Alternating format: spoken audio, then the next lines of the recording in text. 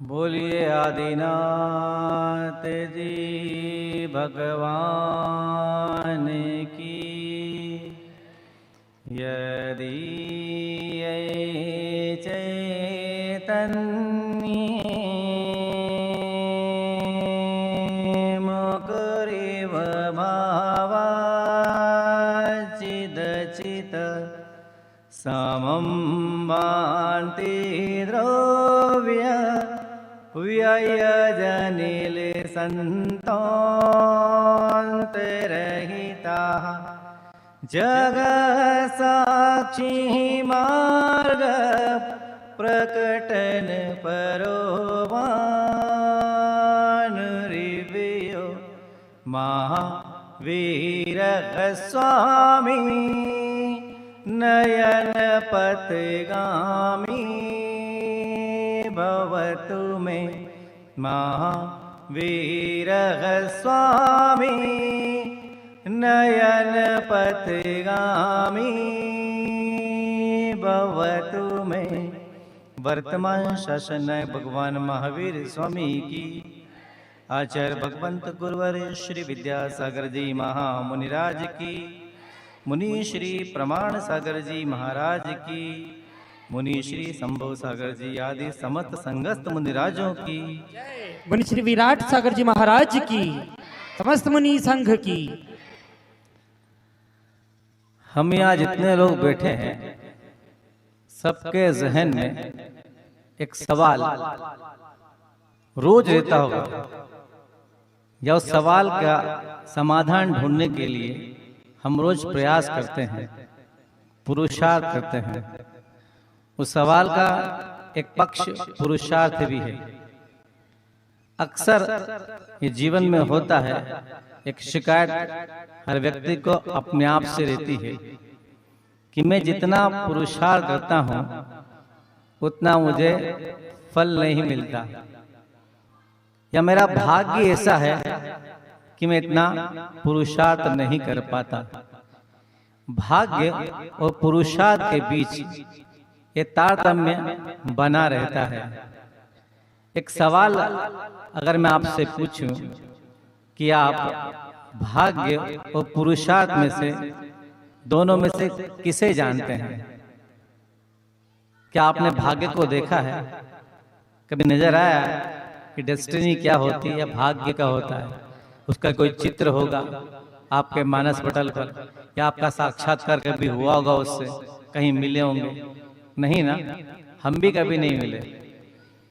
पर हम लोग ये अच्छे से जानते हैं कि पुरुषार्थ क्या होता है, एफर्ट क्या होता है, ये सबको पता है। कोई भी घटना घटने के बाद आप कहते हैं कि ऐसा तो होना था। आपने ये बात कब कही? जब वो हो चुकी तभी आपने बात कही। क्या उसके पहले आप कह पाते? तो फिर जब हमें ये पता है कि हमें भाग्य क्या है, हम उसको देख नहीं पाते, उसको जान नहीं पाते, तो हमारे जीवन में उसका इतना गहरा स्थान क्यों है? हमारे हाथ में क्या है? हमारा पुरुषार्थ है या हमारा एफर्ट है, जिसके द्वारा हम अपने कार्य को संपादित कर सकते हैं या अपने जीवन को परिवर्तित कर सकते हैं। पर न जाने भारतीय मानसिकता ऐसी क्यों है कि हर व्यक्ति पुरुषार्थ कम और भाग्य की तरफ ज्यादा भागता है। भारत में अगर देखा जाए तो कुंडली की बड़ी प्रथम परंपरा है। जब भी जीवन में कोई संकट आता है, आदमी पहुंच जाता है किसी ज्योतिषाचार्य के पास, मेरी कुंडली जरा देख लेना आगे क्या होने वाला है। क्या वो देखने वाला अवधि ज्ञानी है या कोई भगवान है जो आपकी कुंडली देख के ये बता देगा, अब कुंडली देख के ये बता देगा कि आप भविष्य में क्या होने वाला है? उसे पता होता तो 50 रुपए में कुंडली वो भी नहीं देखता किसी की, कि फीस दे जा तो अपनी कुंडली ले जा।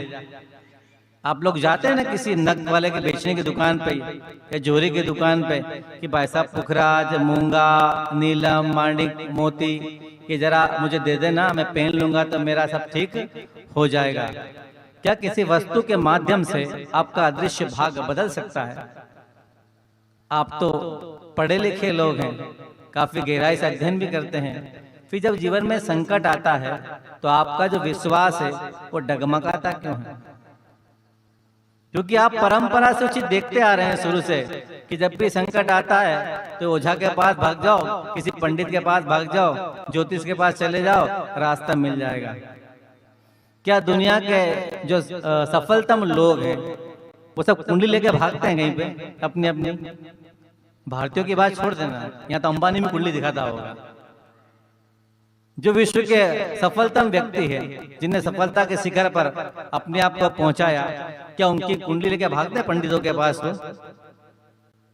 कि भारत में बीमारी क्यों है ये?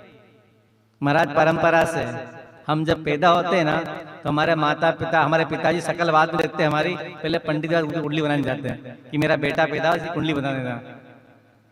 तो जब कुंडली के आधार पर जीवन चलने वाला है तो एफर्ट क्यों किया जाए? आप भाग्य को मानते हैं ना, भाग्य को मानते हैं तो पुरुषार्थ क्यों? मिलेगा अपने आप। भगवत आदिनाथ स्वामी को तीर्थंकर होना था। उनकी माता ने 16 स्वप्न देखे और पति से पूछा कि 16 स्वप्नों का क्या अर्थ होता है? तो कहा कि तेरा होने वाला पुत्र आगे जाके पूरे विश्व को धर्म की राह पर चलाएगा, वो तीर्थंकर पद को पाएगा। जब वो तीर्थंकर होने वाले थे सबको पता था, उनकी माँ को पता था, शायद उन्हें पता था बौद्धिक ज्ञान से, तो फिर क्यों ऐसा अवसर आया कि स्वधर्म इंद्र को नीलांजना को भेजना पड़ा? वाय? भाग्य अपना काम करवाता ना उनसे कि चलिए उठिए, टाइम हो गया आपका, जंगल में जाइए, तपस्या कीजिए। चिंता किसको हो रही है ऊपर? स्वधर्म को, कि टाइम बीत रहा, प्रभु तो मग्न हो गए, प्रभु तो मग्न है, प्रभु को थोड़ा हिलाओ कि प्रभु समय हो गया आपका, चलिए। कि सीट फिक्स से करना ही पड़ेगा आपको, काम प्रोटोकॉल है। जब भाग्य करता तो उनको अपने आप जाना था। आप भाग्य को मानते हैं ना? तो भाग्य जब इतना प्रबल है तो मुझे नहीं लगता किसी को पुरुषार्थ करना चाहिए। हाथ पे हाथ धर के बैठ जाओ। तो आप लोग के महाराज हाथ पे हाथ रखते, आप लोग बैठते हो, आप भाग्यशाली हो। ठेंगा, हम कोई भाग्यशाली नहीं। तुम हाथ पे चलाते हो दुकान में, हम चलाते ध्यान में। दोनों को चलाने पड़ते हैं। हाथ पे कर दे के ऐसे बैठ जाओ। कभी घंटे भर बैठ के देखो कितने पसीने छूटते हैं। अपने आप को रोकना पड़ता है। क्या पुरुषार्थ नहीं है? मेरे डेस्टिनी में क्या होगा आई डोंट नो, मुझे नहीं पता, किसी को पता नहीं है। पर यह पता है कि हाथ पे हाथ धर के बैठेंगे, जो संयम धारण करेंगे, जो ध्यान मेडिटेशन में डूब जाएंगे, इसका जो रिवार्ड प्रतिफल मिलेगा वो मेरे लिए भाग्य होगा। तो क्या पूरा भाग्य अपने साथ लेके चलने से जीवन की गाड़ी हमारे लक्ष्य तक पहुंचेगी? नेवर, कभी नहीं पहुंचेगी वो। तो हमें पता है पुरुषार्थ हमें करना है जीवन में, तो फिर हम भाग्य के सहारे क्यों जीते? वाई? कि हम दो राह पे एक साथ नहीं चलते। हम ये सोचें कि हम अपना काम अपनी गति से करते रहें, हम चलते रहेंगे तो शायद वहां तक पहुंच जाएं जहां तक हमारी पहुंचने की हमने कामना अपने आप से कर रखी है। पर ना, हम लोग चूक जाते हैं कि हमारे पास कुंडली का ऑप्शन है। अपने भाग्य को चेक कराने की दुकानें खोल रखी है हमने कि फला फला पंडित जी, फला फला मुनि महाराज है, वो अच्छा प्रेडिक्शन करते हैं, उनके पास चलो। महाराज मारो काहे हुए कि कुंडली दिखा भैया, कहीं कहीं चले सरो, कुंडली देख ली, हाँ इसका तो ऐसा होने वाला है। अरे भाई पंडित, तेरी औकात 50 से 100 रुपए की है, तू मेरा क्या भाग्य बताएगा? आप किसी नक की दुकान पे जाते हैं, वो नक बेचता आपको, फिर आप कहते भाई साहब कितने का है? वो 1000 रुपए का। आप बोलते 900 रुपए दीजिए, 900 रुपए लीजिए। हम सुनिए 1000 रुपए देंगे नहीं आपको। तो दोनों के बीच फाइट क्या चल रही है? 100 रुपए के लेके। तो भाई सवाल है कि आपको तो एक नग लेना है, उसकी दुकान में तो सैकड़ों पड़े हैं। आपको एक नग के माध्यम से अपना फ्यूचर बदलना, अपना भाग्य बदलना, आपकी डेस्टिनी है वो।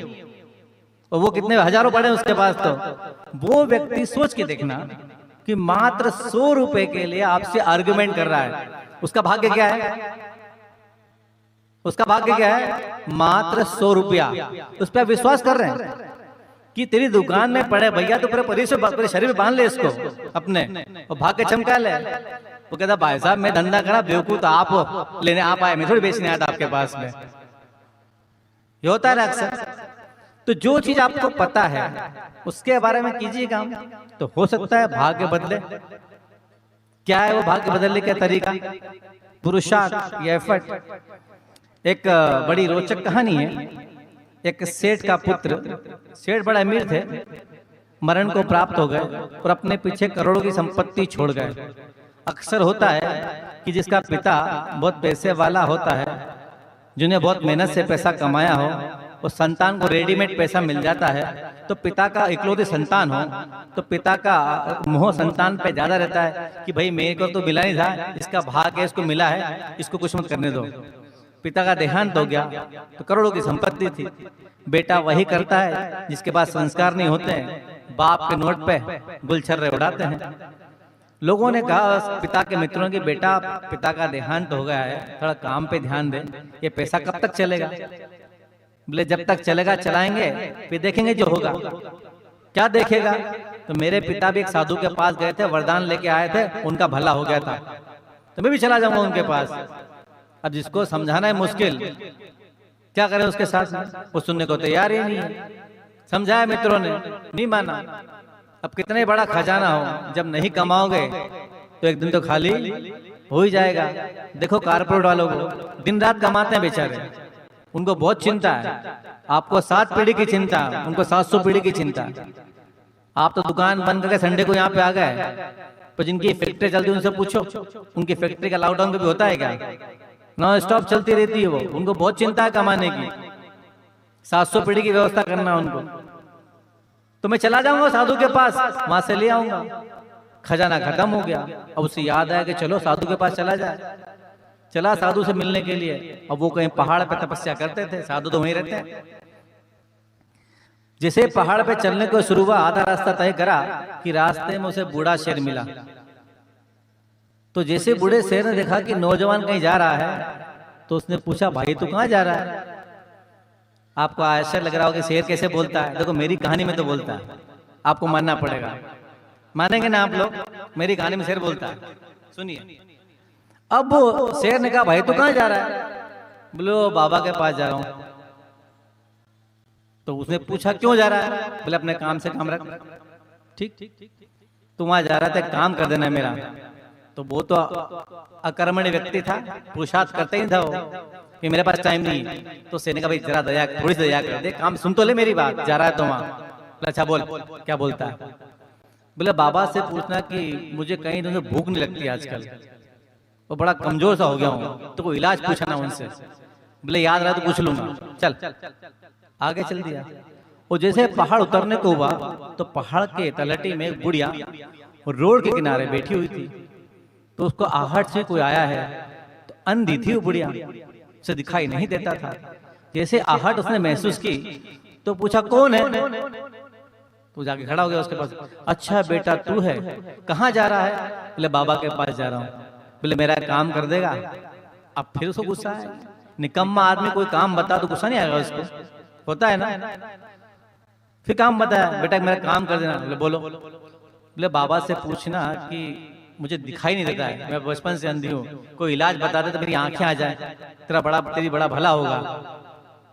तो फिर वही मन से याद रहा तो पूछ लूंगा। आगे बढ़ गया। अब जैसे आगे बढ़ा तो 2 रास्ते एक जगह फटने लगे, दायां और बायां। अब वो कहाँ जाए, कंफ्यूज हो गया। आपके साथ भी होता है ना, लक्ष्य तय है और रास्ते 2 है, तो क्या करते हो? महाराज वहां तो भाग्य भरोसे खड़े हो जाते हैं। अब आपको मानना पड़ेगा भाग्य, पर पुरुषार्थ तो करते हैं चलने के लिए, तभी पहुंचोगे मंजिल पे। बात पुरुषार्थ की है। खड़ा हो गया। तो जैसे वो खड़ा हुआ 2 रास्ते के बीच में, तो सामने से पेड़ बोला। अब फिर पूछो महाराज पेड़ कैसे बोलता है? वृक्ष को बोलना ही नहीं चाहिए, मेरी कहानी में बोलता है। सुनो, वृक्ष बोलता भाई क्या हुआ, कहाँ जाना है? बाबा के पास जाना है, साधु के पास। बोले बाएं चले जा। चलने को हुआ कि रुक, माँ जा रहा मेरा काम कर देना। बोले फिर काम कर देना। बोले अच्छा बोल क्या काम है तेरा? बोले मैं ना पूरा सूख गया हूँ, न मुझ पे हरे पत्ते आते हैं, न फूल आते हैं, न फल आते हैं। पूछ क्या ना इसका कारण क्या है, इलाज पूछ क्या ना इसका। ठीक, चलते चलते वो बाबा के पास पहुंचे। तो साधु जी पहाड़ के ऊपर बैठ के तपस्या कर रहे थे एकांत में। जैसे उस युवा का वहां पहुंचना हुआ, अमीर पुत्र का, उनकी आंख खुली। आंख खुलते हुए मुस्कुराए। अक्सर साधु मुस्कुराते हैं, देख के आप लोगों को कि फिर आ गया। क्या सोचते? फिर आ गया। तो वही सोचा, बेटा आंख खुलते बोले उसके बिना बोले, अच्छा वरदान मांगने आया है। तो क्या बाबा तो अंतर्यामी है, बस हो गया भाग्य का खेल शुरू। बाबा तो अंतर्यामी है। तो बेटा मैं तुझे जानता हूँ कि तेरे पिता ने मेरी बहुत सेवा की थी, तेरे पिता ने मेरी बहुत सेवा की थी, और मुझे पता था कि तू एक दिन आएगा मेरे पास। तो मेरा आशीर्वाद है, मेरा आशीर्वाद है, घर जाते जाते तक तू माला माल हो जाएगा, कि तेरे को वरदान दिया मैंने। वो जो नौजवान बड़ा खुश कि अब तो वरदान मिल गया, कि बाबा आपको बहुत बहुत धन्यवाद, चरण छू के जाने लगा। तो बाबा ने कहा बेटा कुछ भूल तो नहीं रहा? कि नहीं कुछ नहीं भूल रहा हूँ, कुछ नहीं भूल रहा हूँ। आलसी था, कुछ भूल रहा है शायद तो। नहीं मैं कुछ नहीं भूल रहा हूँ। तो बेटा शेर ने, वो अंधी बुढ़िया ने, वो वृक्ष ने तुझे कुछ नहीं कहा था? हाँ हाँ याद आया, उन तीनों ने अपनी अपनी समस्या बताई थी और आपसे कहा था कि आपसे इलाज पूछ लूं मैं। तो बेटा क्या कहा था? शेर बोलता कि मुझे भूख लगना बंद हो गई है, इससे कमजोरी आने लगी है, कोई इलाज बता दो। बुढ़िया बचपन से अंधी है, बोला कोई इलाज बोले मेरी आंखें आ जाए। और वृक्ष सूख रहा है, उसने कहा था कुछ पूछ के आना मैं हरा भरा हो जाऊं। तो बेटा तीनों का इलाज ये है, उसने बाबा ने उसको बता दिया कि जा जाते जाते ये काम कर लेना। जैसे आगे बढ़ा, बाबा ने कहा सुन, ये काम करते हुए जाना, ये काम करते हुए जाना, तो ये मेरा वरदान फलेगा, तो ये मेरा वरदान फलेगा। अब वो चला अपनी मस्ती में, वो तो बड़ा खुश, किसके भरोसे? भाग्य के भरोसे। आप लोग भी खुश होते होंगे ना भाग्य के भरोसे। रात को घर में सोए हैं, छत ऊपर है, किसके भरोसे सोते हैं? सोते ना भाग्य के भरोसे कि छत ऊपर है, गिर गई तो नहीं, विश्वास भाग्य, सो रहे हैं भाग्य अच्छा हमारा, छत नहीं गिरेगी। अब चला अपनी मस्ती में, चलते चलते वहां पहुंचा जहां दो रास्ते फटते थे, वो तो अपनी मस्ती में था, आगे बढ़ गया। तो वृक्ष कहा भाई कहाँ जाता है? बोले क्या हुआ? बोले कुछ कहा था? बोले हाँ याद आया। तो बाबा से इलाज पूछा था? बोले हाँ, उन्होंने कहा है कि तुम्हारी जड़ में एक सोने से भरा मोहरों का घड़ा पड़ा हुआ है, वो कोई निकाल दे तो तुम्हारी जड़ वापस से हरी भरी हो जाएगी। खूब सारा सोना उस घड़े में। आगे बढ़ने लगा तो वृक्ष क्या भैया थोड़ी दया कर दे, थोड़ा काम कर ले। क्या करना है? वो घड़ा तू ही निकाल दे। बोले मेरा काम घड़ा निकालने का? आलसी आदमी, काम करना नहीं उसको, मेरा काम थोड़ी करने का है, किसी मजदूर से करा लेना। अरे रुक तो सही, घड़ा निकाले तू ले जाना, घड़ा निकाल के तू ले जाना, मेरे पास टाइम नहीं है, मैं चला आगे। बोल के आगे चलता बना। अब आलसी आदमी से काम होता नहीं है। एक बार क्या भाई, झोपड़ी में दो मित्र सो रहे थे, दरवाजा खुला था। दोनों आलसी एक नंबर के, आलसी भी एक नंबर के होते हैं। तो पहले मित्र को ठंड लगी तो उसने कहा कि दूसरे मित्र से जरा देख क्या बाहर पानी तो नहीं गिर रहा है, जरा बाहर देख क्या पानी तो नहीं गिर रहा है। तो दूसरा उससे बड़ा आलसी है, बोले हाँ हाँ अभी एक बिल्ली आई थी, मैंने उस पर हाथ भरा था, वो गीली थी, मतलब पानी गिर रहा है। दरवाजा बंद नहीं हुआ। अब क्या करे वो? थोड़ी देर बीती, फिर बोला पहला मित्र दूसरे से, एक काम कर, ये लालटेन की रोशनी कम कर दे, मुझे नींद लेने में दिक्कत आ रही है। तो दूसरा बोलता है अपनी आंख बंद कर ले, लालटेन बंद हो जाएगा। फिर नहीं उठा। अब क्या किया जाए? तीसरी बार पहला मित्र फिर बोला दूसरे से, अरे इतना क्या आलसी बना दिखाता है, जा दरवाजा बंद कर दे। तो दूसरा मित्र बोला हद करता है तू, दो काम मैंने कर दिया, तीसरा तू नहीं कर सकता? तो आलसी होते उन्हें कोई काम करना होता तो है ही नहीं कभी। ऐसा वो व्यक्ति राजकुमार था, वो अमीर पुत्र, आगे बढ़ गया। वृक्ष कहता रहा तू खोद ले, निकाल के ले जा, मैं तुझे देता हूं, मुझे नहीं चाहिए तेरा पैसा। भाग्य के भरोसे जिएगा वो। आगे बढ़ गया। आगे बढ़ते बढ़ते वहां पूछा तो बुढ़िया रास्ते में उसका इंतजार कर रही थी। जैसे पहुंचा बुढ़िया आहट पहचान गई कि बेटा क्या हुआ, बता दे। तो थोड़ी दया सी आई। अम्मा गया था तो बाबा ने कहा कि तेरी झोपड़ी के पीछे एक झाड़ी है, वो झाड़ी में घोंसला है, वो घोंसले में पत्थर पड़ा हुआ है, उस पत्थर को निकाल के अपनी आंख पे स्पर्श कर ले, तेरी आंखों की रोशनी आ जाएगी। अच्छा बेटा, ये बताया बाबा ने, आगे बढ़ गया। और ये भी कहा कि एक काम करना, जैसे ही वो पत्थर बुढ़िया की आंख से लगेगा वो पारस पत्थर बन जाएगा। उस पारस पत्थर से जिस लोहे को तू छुएगा वो सोने का बन जाएगा। तो बेटा एक काम कर। बोले क्या काम करूं? बोले झाड़ी में से, मुझे दिखता नहीं है, झाड़ी में से पत्थर निकाल ला और मेरी आंखों से स्पर्श करा दे। तो मेरा काम है करने का, ये मैं करूंगा ये काम। वो तो अमीर पुत्र है, रस्सी जल गई, बल गया नहीं अभी तक, पैसा कुछ है नहीं, मैं करूंगा, करा ले किसी और से, मेरे कपड़े फट जाएंगे तो झाड़ी में। अरे बेटा बात तो सुन, बेटा बात तो सुन। अम्मा मुझे टाइम नहीं, जा रहा हूं तो आगे। चलता बना, मम्मी काम नहीं किया इसने। अब चलते चलते पहुंचा शेर के पास। कहां पहुंचा? शेर के पास। शेर बैठा भूखा बैठा था वहां। भाई मेरा काम कराया? बोले हाँ, बोल दिया था उनसे। मतलब उसको बोलने बहुत कष्ट हो रहा था, आलसी आदमी था, मेहनत करना नहीं चाहता था। हाँ बोल दिया था, उन्होंने कुछ कहा था। क्या कहा था? अरे बता तो दे। शेर ने उसका हाथ पकड़ लिया। तो क्या बताया इलाज में? तो वो बोले, बाबा बोले हैं कि तू किसी ऐसे आदमी का हाथ सूंघ ले जिसने अपने जीवन में कोई मेहनत का काम न किया। ऐसे आदमी का हाथ सूंघ ले, तेरी भूख खुल जाएगी। तो शेर बोला, ऐसा आदमी मुझे कहाँ मिलेगा भाई, कि घूमने ढूंढता फिरूं, किसने मेहनत की नहीं।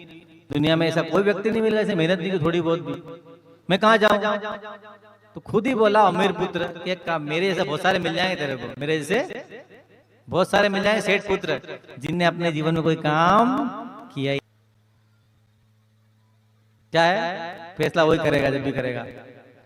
अब शेर ने कहा भाई तो चलेगा, तो फैसला कैसे होगा, क्या किया जाए? तो शेर ने उसका हाथ पकड़ लिया।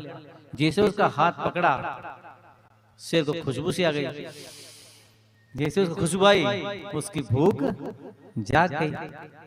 उसने कहा भूख जाग गई, भूख बड़ी जोर से लगी है, अब क्या किया जाए? बाकी कहानी समझ में आप क्या गई होगी कि पढ़े लिखे लोग आप लोग। उसने हाथ सूंघा, भूख जागी, एक पंजा मारा, सेठ का पुत्र जमीन पे पंजे गड़ाए, खून पिया। उसने कहा वाह, आदमी का खून इतना अच्छा होता है क्या, बड़ा टेस्टी होता है, तो बड़ा मजा आया। बस सेठ का पुत्र हमेशा के लिए साफ। तो जो मेहनत नहीं करेगा क्या होगा उसके जीवन में? उसको भाग, उसने मेहनत करता, अगर वो क्या करता, सबसे पहले उस वृक्ष की जड़ में से सोने का घड़ा निकाल देता, तो किसको मिलता? आपको, सुनने वालों को मिलता, या मुझे मिलता, बोलने वालों को नहीं, उसको मिलता जो खोदता। सेकंड ऑप्शन क्या था उसके पास कि भाई तू जा, बुढ़िया से कहना कि झाड़ी के पीछे पत्थर रखा है घोंसले में, उसको अपनी आंख से स्पर्श कर ले, तेरी आंख आ जाएगी और आंख के स्पर्श पारस पत्थर बन जाएगा। तो बुढ़िया ने कहा था पत्थर ले जाना बेटा, मेरे किसी काम का नहीं है। पर आलसी है, पत्थर भी नहीं उठता उससे, वो भी छोड़ के आ गया। माँ पुरुषार्थ करता तो भाग्य जाग जाता। फिर शेर ने कहा कि हाथ सूंघा दे भाई। मान लो शेर की बात मान लेता तो जिंदा बचता कि मर जाता? सोच के बोलिएगा, वो शेर है, आप नहीं है कोई। अरे तिरंश भी दयालु होते हैं, तिरंश भी दयालु होते कि नहीं होते हैं? हाथ सूंघता, भाई तूने मुझ पे उपकार किया है, तूने उस पे उपकार किया है, हाथ सूंघा दे, मेरी भूख जाग गई, अच्छा तू जा। शेर ने क्यों मारा उसको? उसने कहा कि ऐसे आदमी का हाथ सूंघना जिसने कभी मेहनत ना की हो। तो खुद ही ने बता दिया कि मेरे जैसे, कैसे?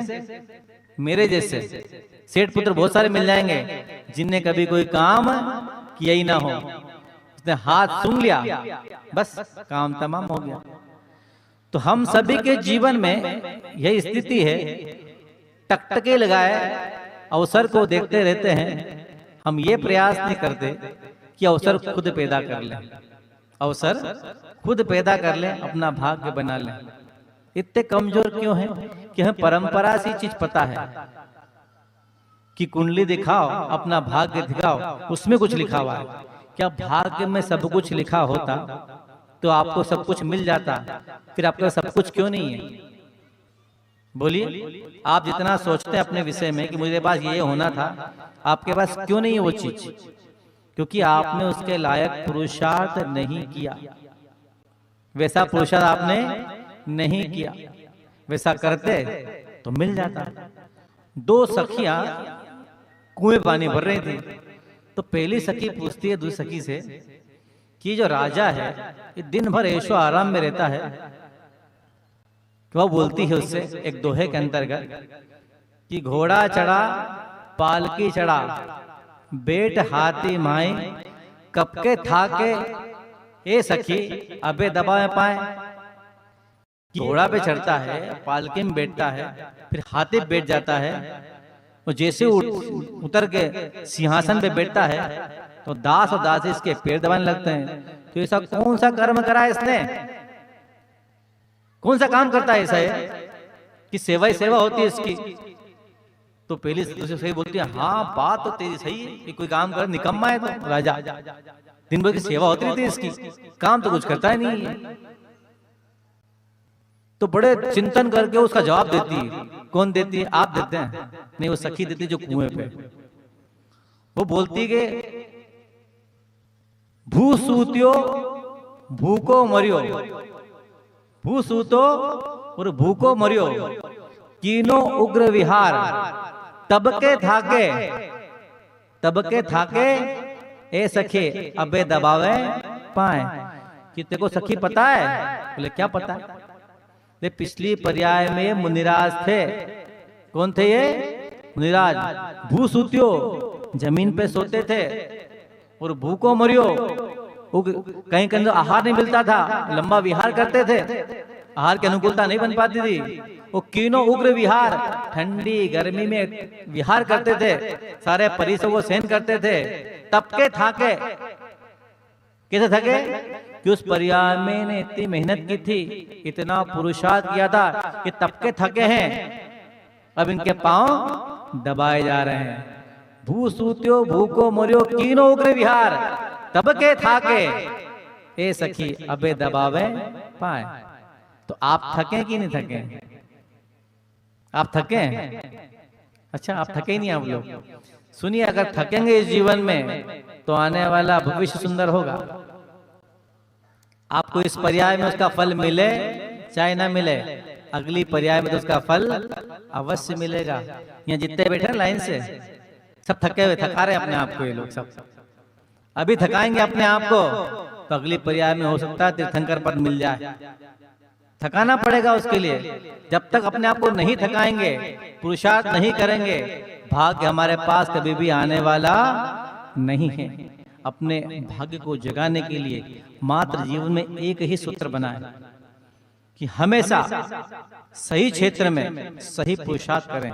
पुरुषार्थ करने से पहले या कोई भी काम करने से पहले इतनी तरीके से योजना बनाएं कि आपका हर कदम उस योजना के अंतर्गत उठे। और हर कदम उठने के बाद आप ये चेक करते जाएं या परीक्षण कर लें, जितना मैंने सोचा था हर कदम उठने पे क्या उतना मैंने हासिल कर लिया। अक्सर इंसान चलता जरूर है, मंजिल की तरफ नजर होती है, पर याद रखना सफलता रास्ते में मिलती है, मंजिल तो उसका अंत है सफलता का। आप हर कदम चलेंगे, हर कदम पे एक सफलता मिलती है। वो काउंट करते करते करते करते अंत में सफलता का फल मिल जाता है कि हम सफल हो गए। तो सबसे अच्छा काम जीवन में अगर आप सफल होना चाहते हैं तो अपने जीवन में एक स्ट्रेटेजी बनाइए, योजना बनाइए कि हमें सफल होना है। भाग्य को आप नहीं जानते, वो पर्दे के पीछे की चीजें वो किसको क्या देगा ये कोई नहीं जानता। एक बड़ी अच्छा किसी ने कहा, कवि ने, कि देने वाले तूने कमी न की, देने वाले तूने कमी न की, अब किसको क्या मिला यह मुकद्दर की बात है। तो आपको 2 हाथ, 2 पैर, 2 आंख, 2 कान मिलते हैं ना, 2 ही होते हैं ना, 2 कान, 1 नाक जिसमें 2 छेद होते हैं, सब तो मिला हुआ है। तो देने वाले तूने कमी न की, अब किसको क्या मिला, यह बात की बात है। वो पुरुषार्थ के बाद किसको क्या मिला ये मुकद्दर की बात है। अपने जीवन में ये सूत्र अपनाइए। अपने भाग्य को बढ़ाने के लिए आप चाहते हैं आपका भाग्य स्टार की तरह चमके, तो हमेशा पुरुषार्थ को अपने जीवन का लक्ष्य बनाकर चलिए। आप पुरुषार्थ करेंगे तो आपको वो हासिल होगा जो आप चाहते हैं। अगर आप चाहते हैं कि आपको वो हासिल हो तो आप पुरुषार्थ अवश्य कीजिए। मेहनत से बड़ी जीवन में कोई पूंजी नहीं होती। जो व्यक्ति मेहनत नहीं करेगा उसका वही हर्ष होगा जो सेठ पुत्र का हुआ था। आप सेठ बनना चाहते हैं? कौन कौन सेठ बनना चाहता है यहाँ पे? हाथ सेठानी ने उठाया। मैंने पूछा सेठ कौन बनना चाहता है? सेठानी हाथ उठाती है। कोई बात नहीं, आप नहीं बनना चाहते, आप बन जाएंगे सेठानी के भविष्य से। मान लो पत्नी के भाग्य में पैसा लिखा हो कि पत्नी करोड़पति बनेगी और हाउस वाइफ हो तो पैसा कैसे आएगा? पति के माध्यम से। एक ही बात है, साझा सरकार है, पत्नी भी हाथ उठा दे पति लखपति हो जाएगा, कोई दिक्कत नहीं, उससे चलेगा। ठीक है, अपने जीवन में मेहनत को लक्ष्य बनाइए, इतनी मेहनत कीजिए ताकि आपके हर सपने पूरे हो सके।